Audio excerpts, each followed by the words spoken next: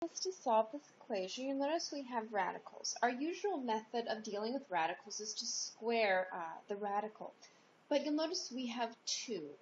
Normally we'd want to isolate the radical all by itself on one side, but we can't do that with both. No matter what we do, we have something with one or the other. So the idea is you're going to have to do this twice. So to start with, you're going to isolate one of the radicals by itself on one side. You can see this is already, the problem is set up that way. So we're going to start by squaring each side. And that will at least get rid of, so I'm going to square each side. This side becomes x2.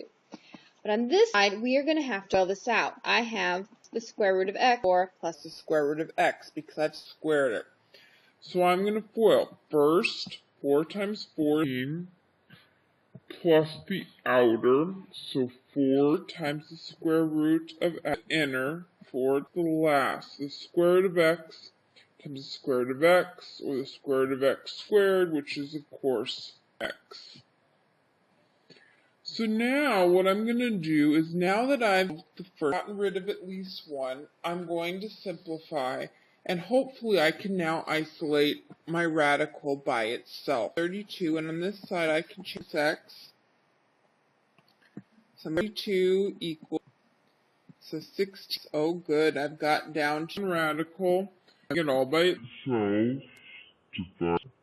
Now I can my answer.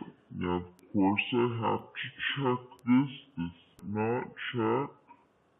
So I'm going to come back up here, and I'm going to put 4 in here. So then I have 4 plus, so 4 cubes, 36, the square root of 36 is 6, square root of 4 is 2, does check. Means my answer is 4.